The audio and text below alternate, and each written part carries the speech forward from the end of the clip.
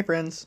So for this week, we're changing things up a little bit. We're moving into the second half of the semester, and projects 3 and 4 are geared toward the same thing, which is going to be our final research project. Um, One of the big things that's going to go into that is choosing a topic.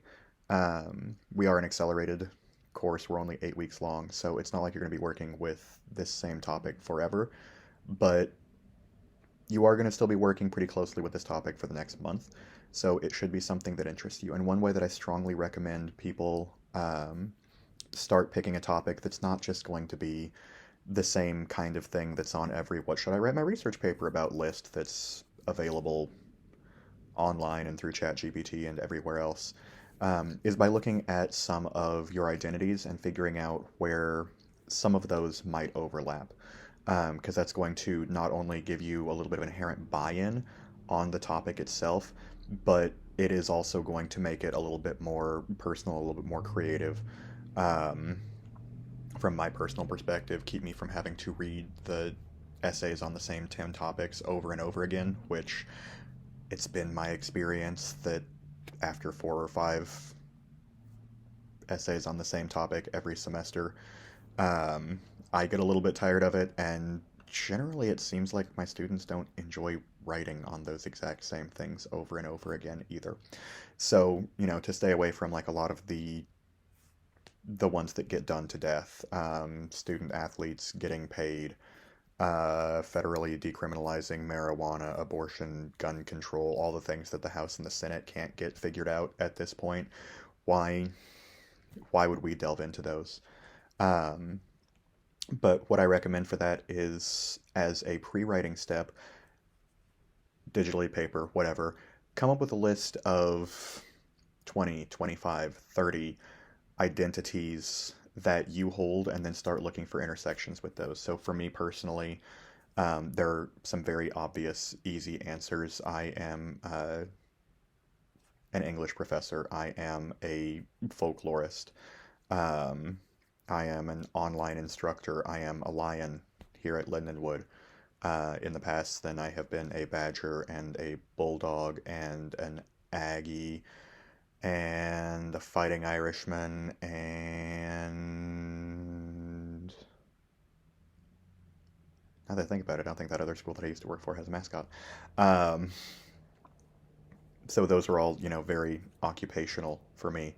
I am also going along with that. I am a reader. I am a runner. Um, I am a tech guy. I'm a gamer. I'm a cook, husband, father.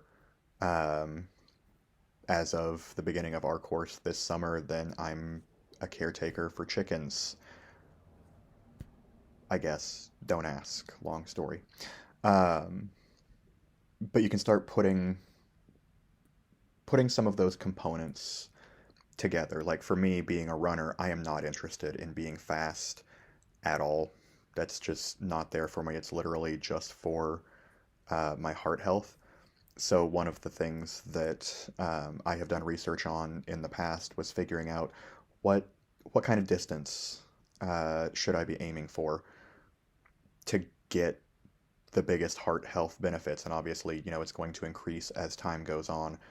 But what I found is that for me, being a dude in my 30s, um, I can absolutely train for beyond a 5K, but for the amount of time, energy, work required, whatever else, a 5K is honestly going to get me about 80% of the way to what my heart health is going to ever end up being.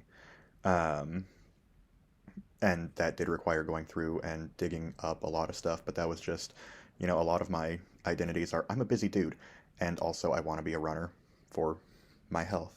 I've got a friend who's very interested in being fast, so his answer is remarkably different than mine, because he's always trying to get his 5K time down. So for him, that's a different one.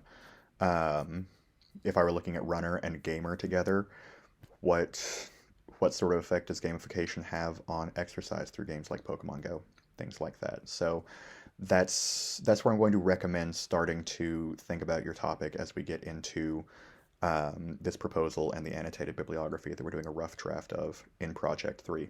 And I will say, Project 3 is not an essay. This is meant to lay the groundwork for Project 4, so don't approach it as a 5 paragraph, I need to have an introduction, point, conclusion. That's not what Project 3 is about. Project 3 is about going through, asking questions, figuring out how you want to ask questions, looking at what you already know, what you need to know, what you can find out, what's easy to find out, what you're having to work a little bit harder to find out. And then once you start gathering up some of that information, how can you put that in conversation with itself? So you've got a couple of articles that are on your topic, but they do not agree with the answer, or they do not agree with their conclusions. Okay, why don't they agree? Are they dealing with a different sample, for example? Is one of them older? Is one of them newer? Do they generally agree, but there's some nuance there? That kind of stuff is what we're going to be doing for the annotated bibliography part of that one as well. Um, we are still doing all of our fairly standard stuff, reading quiz, discussion, grammar practice. We do our online research activity this week in addition to Project 3.